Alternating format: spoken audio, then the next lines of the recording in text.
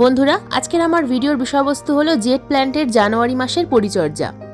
আজকের ভিডিওতে বলবো কোন 3টি ভুলের কারণে আমাদের বাগানের জেট প্ল্যান্ট মারা যায়, জেট প্ল্যান্টের পাতা হলুদ বা সাদা রঙের কেন হয়ে যায়, জেট প্ল্যান্টের পাতা হলুদ হয়ে ঝরে কেন যায়, জেট প্ল্যান্টকে কি শীতকালে রোদ্দুরে রাখতে হবে, তাছাড়া এই শীতকালে আমরা জেট প্ল্যান্টে কোন খাবার প্রয়োগ করতে পারবো, যে খাবার প্রয়োগ করলে জেট প্ল্যান্ট সারা বছর সবুজ থাকবে, সতেজ থাকবে, একটাও পাতা হলুদ হয়ে ঝরে পড়বে না। বন্ধুরা, এতগুলো প্রশ্নের উত্তর জানতে হলে আজকের এই ভিডিওটা সম্পূর্ণ মনোযোগ দিয়ে দেখতে হবে। একটু স্কিপ করে দেখলে হবে না, স্কিপ করে দেখলে অনেক কিছুই মিস করে ফেলবে। নমস্কার, আমি লাবণী। আমার বাগানে তোমাদের সবাইকে জানাই স্বাগত। জেট প্ল্যান্ট এমনই একটা গাছ, যে গাছ আমরা যদি একবার নার্সারি থেকে বাড়িতে এনে প্রতিস্থাপন করি, তাহলে এই গাছ কিন্তু কখনো আর আমাদের বাড়ি থেকে বা বাগান থেকে কোথাও যাবে না, কারণ এই একটা গাছ থেকে আমরা অনেক চারা গাছ তৈরি করতে পারি।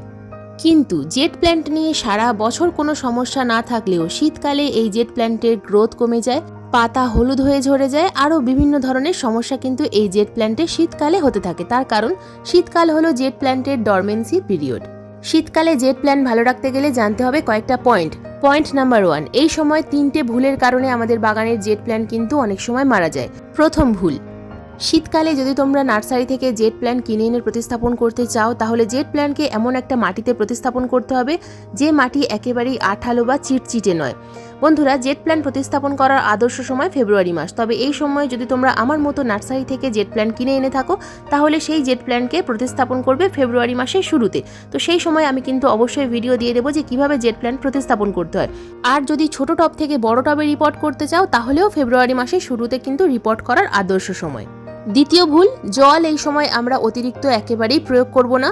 শীতকালে অতিরিক্ত জল প্রয়োগ করলে টবের মাটি সবসময় ভেজা ভেজা হয়ে থাকবে, গাছের শিকড়ে ফাঙ্গাস অ্যাটাক করবে এবং ধীরে ধীরে সম্পূর্ণ কাণ্ড পচে যাবে আর পাতাগুলো হলুদ হয়ে ঝরে যেতে থাকবে। প্রতি সপ্তাহে 3 থেকে 4 দিন অন্তর অন্তর যদি আমরা টবের মিডিয়াতে জল প্রয়োগ করি, তাহলে গাছ কিন্তু ভালো থাকবে। আর অতিরিক্ত জল যদি আমরা প্রয়োগ করি, প্রতিদিন যদি জল প্রয়োগ করি, তাহলে কিন্তু এই সমস্যাটা দেখা দেবে, গাছের গোড়ায় ফাঙ্গাস অ্যাটাক করবে। তাই সব সময় আমাদেরকে কিন্তু মাটি চেক করে তবেই জল প্রয়োগ করতে হবে। গাছ যদি রোদ্দুরে থাকে, যদি প্রতিদিন টবের মিডিয়া শুকিয়ে যায়, তাহলে প্রতিদিন জল প্রয়োগ করতে হবে, কিন্তু পরিমাণে খুব কম জল প্রয়োগ করতে হবে। সেই কারণেই বললাম যে অন্তত 2 থেকে 3 দিন অন্তর অন্তর জল প্রয়োগ করলে ফাঙ্গাস লাগার সম্ভাবনা একেবারেই থাকে না। তৃতীয় যে ভুল আমরা করি, টবের ড্রেনেজ সিস্টেম ঠিক আছে কিনা এটা চেক না করে আমরা কিন্তু ওভার ওয়াটারিং করতে থাকি। তাই তৃতীয় ভুলটা হলো টবের ড্রেনেজ সিস্টেম চেক করা।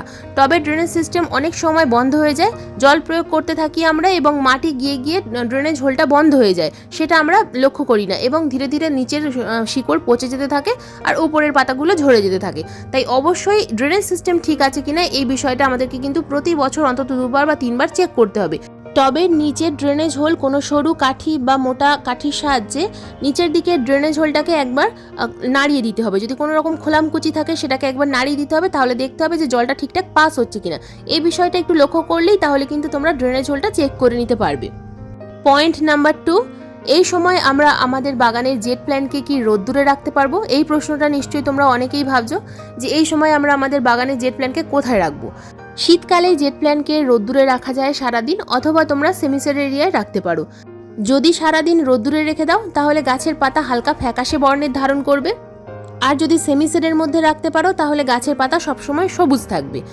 তবে আমি যে কাজটা করি, সকাল থেকে 2 থেকে 3 ঘন্টা রোদ্দুরে রাখি, তারপর এই গাছগুলোকে সেমিসেডের মধ্যে রাখি। অর্থাৎ এমন একটা জায়গা নির্বাচন করতে হবে এই জেট প্ল্যান্টের জন্য, যেখানে সকালবেলা 2 থেকে 3 ঘন্টা অথবা 4 ঘন্টা রোদ্দুর আসে এবং বাদবাকি সময় ছায়ায় থাকে, তাহলে কোনো রকম কোনো ফাঙ্গাস প্রবলেম হয় না।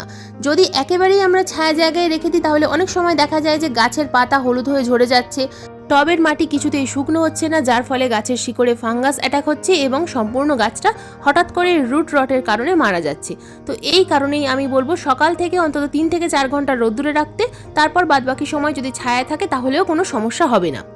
তাছাড়া প্রথমেই বলেছি, যেহেতু শীতকাল, এই সময় আমাদের বাগানে জেট প্ল্যান্টের গ্রোথ কম হয়, তাই যদি তোমরা 3 থেকে 4 ঘন্টা এই গাছকে রোদ্দুরে রাখতে পারো, তাহলে ছোট ছোট যে সমস্ত কাটিং যদি তোমরা বসিয়ে থাকো বা ছোট ছোট যে সমস্ত চারা গাছের কিন্তু ধীরে ধীরে গ্রোথ হবে, একেবারেই গ্রোথ থমকে থাকবে না। তাই অল্প হলেও শীতকালে কিন্তু জেট প্ল্যান্টের রোদ্দুর অবশ্যই প্রয়োজন। পয়েন্ট নাম্বার 3, বন্ধুরা, এই সময় আমাদের জেট প্ল্যান্টের প্রত্যেকটা টবের মাটি হালকা করে খুশে দিতে হবে। যদি অতিরিক্ত জলে ভিজে থাকে, যদি মাটি শক্ত হয়ে জমাট বেঁধে থাকে, তাহলে কিন্তু গাছের মধ্যে নানা ধরনের সমস্যা আসবে শীতকালে। তাই প্রতি সপ্তাহে একবার করে হলেও গাছের মাটিটা হালকা করে উপরের দিকের অংশটা খুশে দেওয়ার চেষ্টা করবে। যদি প্রতি সপ্তাহে নাও হয়, অন্তত 15 দিন অন্তর অন্তর এই কাজটা কিন্তু করতে হবে। টবের মিডিয়া খুশে দিলে গাছের মাটি তাড়াতাড়ি শুকিয়ে যায়। তো আমাদেরকে প্রতিদিন জল প্রয়োগ করতে হোক সেটাও ভালো, কিন্তু টবের মিডিয়া যদি অনেকটা সময় ভিজে থাকে তাহলে গাছের শিকড়ে ফাঙ্গাস জন্মাবে এবং ধীরে ধীরে সম্পূর্ণ গাছটা মারা যাবে। তাই এই কাজটা আমাদেরকে অবশ্যই করতে হবে। টবের মিডিয়া যেন সবসময় ঝুরঝুরে থাকে, এই বিষয়টা আমাদের লক্ষ্য রাখতে হবে। পয়েন্ট নাম্বার 4, বন্ধুরা, জেট প্ল্যান্টে আমরা শুধুমাত্র যে বর্ষাকালেই ফাঙ্গিসাইড স্প্রে করব তা কিন্তু নয়, শীতকালেও কিন্তু আমাদেরকে 15 দিন অন্তর অন্তর একবার করে ফাঙ্গিসাইড অবশ্যই স্প্রে করতে হবে। তো আমি যে ফাঙ্গিসাইডটা স্প্রে করি সেটা হলো রিডোমিল গোল্ড ফাঙ্গিসাইড। এই জেট প্ল্যান্টের জন্য তোমরা হাতের কাছে যে ফাঙ্গিসাইড আছে সেটাই স্প্রে করবে। যদি কপার অক্সিক্লোরাইডযুক্ত টাটা ব্লাইটক্স থাকে বা ব্লু কপার থাকে সেটাও তোমরা স্প্রে করতে পারো, অথবা নর্মাল স্যাফ ফাঙ্গিসাইডও স্প্রে করতে পারো। যদি গাছে প্রচুর পরিমাণে ফাঙ্গাস প্রবলেম থেকে থাকে তাহলে সেই ফাঙ্গাস জায়গাটা কেটে বাদ দিতে হবে এবং তারপর গাছে স্প্রে করতে হবে ফাঙ্গিসাইড। আর যদি ফাঙ্গাস প্রবলেম নাও থাকে তাহলে প্রতি সপ্তাহে না 15 দিন অন্তর অন্তর স্প্রে করবে। আর ফাঙ্গাস প্রবলেম থাকলে প্রতি সপ্তাহে একবার করে ফাঙ্গিসাইড স্প্রে করতে হবে। এই কাজটা কিন্তু আমাদের অবশ্যই করতে হবে, কারণ ফাঙ্গাস প্রবলেম কুয়াশার জন্য হতে পারে, বিভিন্ন কারণে ফাঙ্গাস প্রবলেম হয়, তাই ফাঙ্গিসাইডটা অবশ্যই স্প্রে করতে হবে মনে করে। বন্ধুরা, এবার আসি গাছের ফার্টিলাইজারের কথায়। শীতকালে আমরা আমাদের বাগানের প্রত্যেকটা জেট প্ল্যান্টে কি খাবার প্রয়োগ করব। শুধুমাত্র জেট প্ল্যান্ট নয়, বাগানের যে কোনো ইনডোর প্ল্যান্টে এই সময় আমরা কি খাবার প্রয়োগ করতে পারবো, কোন খাবার এই সময় প্রয়োগ করলে আমাদের বাগানের প্রত্যেকটা ইনডোর প্ল্যান্ট অথবা জেট প্ল্যান্ট সবুজ থাকবে, সতেজ থাকবে এবং গাছের ধীরে ধীরে গ্রোথ শুরু হবে। যেহেতু সামনেই ফেব্রুয়ারি মাস, গাছের গ্রোথ শুরু হওয়ার সময় হয়ে আসছে, তাই এই সময় আমরা কি খাবার গাছে প্রয়োগ করতে পারবো সেটা দেখিয়ে দিই। সম্পূর্ণ ঘরোয়া জৈব খাবার।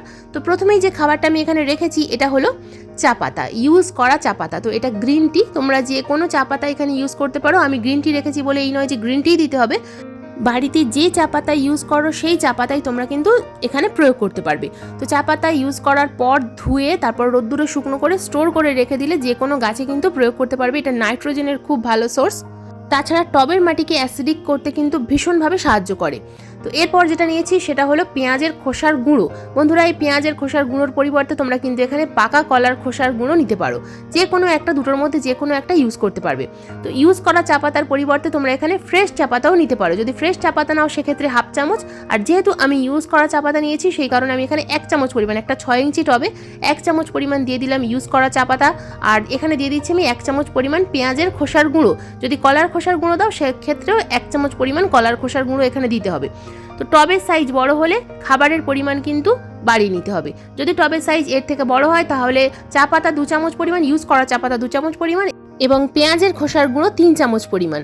তো এটাও একটা ছোট্ট 4 ইঞ্চি টব, তো সেক্ষেত্রে আমি এখানেও 1 চামচ পরিমাণ ইউজ করা চা পাতা দিয়ে দিলাম। আর ফ্রেশ চা পাতা হলে হাফ চামচ পরিমাণ, আর 1 চামচ পরিমাণ দিয়ে দিচ্ছি এখানে আমি পেঁয়াজের খোসার গুঁড়ো 1 চামচ পরিমাণ। তো এই খাবারের রেশিওটা তোমরা মেনটেন করবে। এই খাবারটুকুই যদি জানুয়ারি মাসে একবার দিয়ে দাও, অথবা যদি তোমরা 15 দিন অন্তর আরেকবারও এখানে গাছে প্রয়োগ করতে পারো, তো এই খাবারটা যদি প্রয়োগ করতে পারো দুর্দান্ত রেজাল্ট দেখতে পাবে। তো খাবার প্রয়োগ করার পর যেহেতু আমার টবের মাটি শুকনো ছিল সেই কারণে আমি কিন্তু ভরপুর মাত্রায় জল প্রয়োগ করলাম। তো এই যে জল দিলাম, এরপর কিন্তু আমি এখন এই মুহূর্তে আর জল দেবো না যতক্ষণ পর্যন্ত না টবের মিডিয়া শুকনো হচ্ছে। তো এই বিষয়টা কিন্তু খুব ভালোভাবে লক্ষ্য রাখতে হবে। বন্ধুরা, যদি এই খাবার তোমরা গাছে প্রয়োগ করতে না পারো সেক্ষেত্রে তোমরা পেঁয়াজের খোসা ভেজানো জল এবং কফি পাউডার এই সময় গাছে প্রয়োগ করতে পারবে।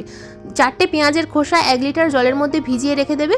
সেই জলটা ছেঁকে নিয়ে তার মধ্যে তোমরা হাফ চামচ পরিমাণ কফি পাউডার মিশিয়ে সেই জলটা কিন্তু প্রত্যেকটা টবে 200 থেকে 250 ml করে প্রয়োগ করতে পারবে। তাহলেও কিন্তু একই রেজাল্ট পাবে।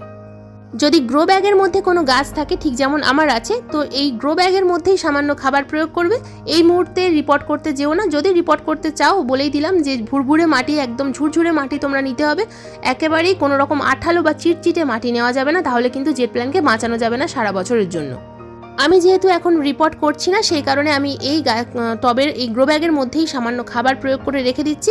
ফেব্রুয়ারি মাসের শুরুতে রিপোর্ট করব। তো বন্ধুরা, এই ছিল আমার জানুয়ারি মাসে জেট প্ল্যান্টের পরিচর্যার ভিডিও। জেট প্ল্যান্টে কোনো রকম কোনো পোকামাকড়ের আক্রমণ হয় না, তাই কীটনাশক প্রয়োগ করার খুব একটা প্রয়োজন হয় না। শুধুমাত্র খাবার এবং ফাঙ্গিসাইড, এই বিষয়টা একটু লক্ষ্য রাখতে হবে। খাবার এবং ফাঙ্গিসাইড সঠিক সময়ে সময় মতো গাছে প্রয়োগ করতে হবে, তাহলেই জেট প্ল্যান্ট সারা বছর ভালো থাকবে। এই যে খাবারটা দেখালাম, এই খাবারটা তোমরা কিন্তু বাগানের যে কোনো গাছে, ইনডোর গাছে প্রয়োগ করতে পারবে, যেমন স্নেক প্ল্যান্ট, মানি প্ল্যান্ট, আরও বিভিন্ন ধরনের যে সমস্ত গাছ আছে প্রত্যেকটা গাছে প্রয়োগ করতে পারবে। জিজি প্ল্যান্ট, প্রত্যেকটা গাছেই কিন্তু একই রকম পরিচর্যা হবে, জল একেবারেই শীতকালে কম প্রয়োগ করতে হবে, তাহলে দেখবে তোমাদের বাগানের প্রত্যেকটা ইনডোর গাছ খুব ভালো থাকবে, সুস্থ থাকবে। বন্ধুরা, এই ছিল আমার জেড প্ল্যান্টের জানুয়ারি মাসের পরিচর্যার ভিডিও। আজকের এই ভিডিও তোমাদের কেমন লাগলো অবশ্যই কমেন্ট করে জানাবে। যদি কোনো রকম কোনো প্রশ্ন থাকে অবশ্যই কমেন্ট বক্সে কমেন্ট করবে, আমি যথাযথ উত্তর দেওয়ার চেষ্টা করব। আজকের এই ভিডিওটা যদি ভালো লেগে থাকে তো প্লিজ একটা লাইক করো, শেয়ার করো, হাইপ করো। চ্যানেলে নতুন বন্ধু হয়ে থাকলে চ্যানেলটাকে সাবস্ক্রাইব করে পাশের বেল আইকনটা প্রেস করে দিও এরকম নিত্য নতুন বাগান সংক্রান্ত ভিডিও দেখার জন্য। এরকম নিত্য নতুন বাগান সংক্রান্ত ভিডিও প্রতিদিন ঠিক সন্ধ্যা 6টার সময় আপলোড করি। ভিডিও আপলোড করার সঙ্গে সঙ্গে যখনই ভিডিও লাইভ হবে তোমাদের মোবাইল স্ক্রিনে অথবা কম্পিউটার স্ক্রিনে ভিডিও নোটিফিকেশন পৌঁছে যাবে। আজকের এই ভিডিওটা সম্পূর্ণ মনোযোগ দিয়ে দেখার জন্য তোমাদের সবাইকে জানাই অসংখ্য অসংখ্য ধন্যবাদ।